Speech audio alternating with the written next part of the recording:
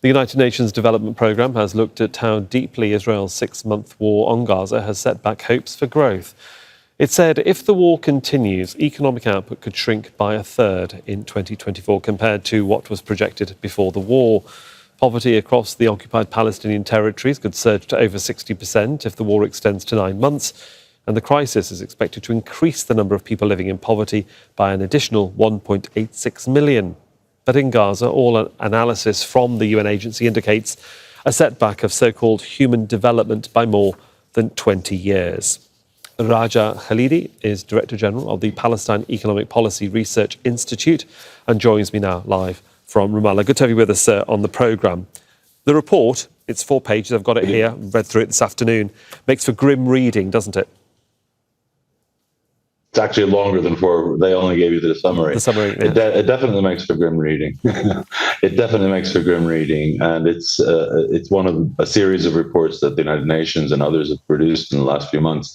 I think it definitely is the most significant or useful one in the sense that it not only is the UNDP, which has been doing an ongoing damage assessment, but it draws on economic modeling analysis by the UN ESCWA. It draws on World Food Programme and FAO and other material on food, starvation, famine, and the UNDP and the World Bank report recently issued, and the UNCTAD report. So this is a really good compilation of everything that the economy and society has been suffering, and it updates numbers that we've been trying to get a handle on since the beginning of the war. Yeah, I mean, yeah, you're right. I got the summary, and it really does summarise exactly what's going on. And if we sort of just break it down, at the end of the day, Gaza and the occupied territories are occupied by Israel. So how can you recover an economy when those that could and can help to build Gaza afterwards are either dead,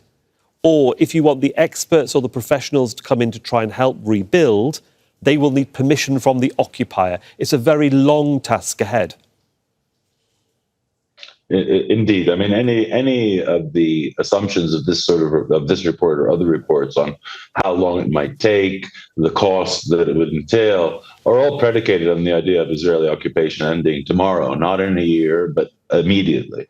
To the extent that that does not happen, it basically undermines the possibility not only of knowing exactly what the cost has been, which is, of course, we're working with models here, not only field data, but it most importantly makes it impossible to do anything about it beyond the very still pressing need for emergency relief aid, temporary shelter.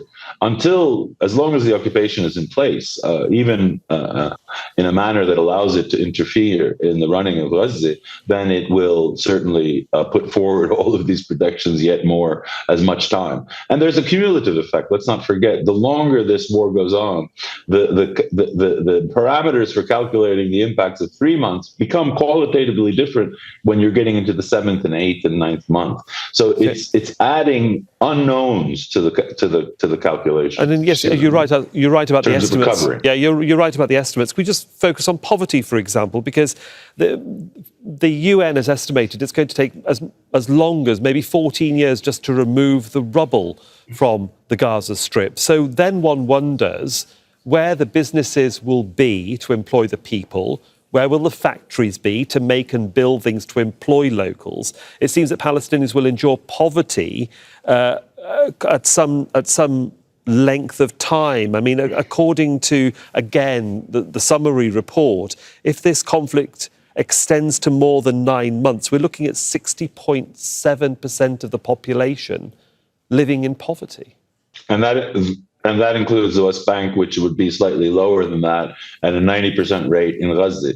I mean, as the report mentions, the middle class, which is a very fragile middle class in both the West Bank, but also in Gaza, has been destroyed. So everybody in Gaza, basically, you have to assume 90% of the population are living within the levels of poverty. Now, more problematic is not only, I mean, even an assumption of the best possible circumstances for reconstruction, at least no Israeli involvement and generous international support and aid and supplies and supply routes. Even under those circumstances, you'd be surprised how organically, the economy already is continuing to try to function. It's like a nervous system that's trying to reestablish connections in the markets, in the cleaning up of what little can be cleaned up, etc. But there's no doubt that this current situation will not just by itself recover. And many of these models assume, 9 months of war and then we begin recovery. No, we might have 9 months of war, and then the subsistence level that we're at today will remain predominant until you've reinvested. You're talking about a destruction of capital stock that goes back 20 years. You have to rebuild 20 years of the capital stock that you used to produce. Mr. Khalidi, can I just jump in there, because it was only a few months back, I think, that some of the Arab nations that would want to donate and have promised to help rebuild Gaza are holding back on that promise to a certain extent until they have guaranteed conversations with the occupiers, with Israel, to say that they will not start and they will not be part of another war. They've also been talking, of course, to those Palestinian groups as well, indirectly. There is this grey area, isn't there, that countries do want to help financially to rebuild the Palestinian territories, but they're also hesitant because they're worried about another conflict. And there's no point in building a road if it's going to be destroyed 6 months later. They very well should be cautious, and I do not think that any commitments of any sort towards the reconstruction, at least, should be made by any of the Arab or even international parties until we have a clear commitment, not only on withdrawal, but this discussion that's been going on for 6 months about a political pathway. If that's not, and that cannot be a matter of informal behind the scenes, that has to be something explicit. So both the ceasefire as well as a political solution are key elements for any minimal recovery that would be powered not only by the donors, but the people themselves. The people, when they have a hope, when they have a horizon, you'd be surprised how communities will reform and become productive again.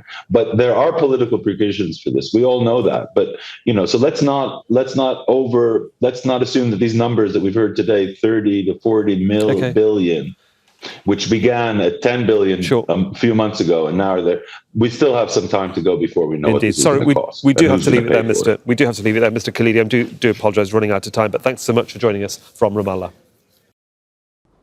Make sure to subscribe to our channel to get the latest news from Al Jazeera.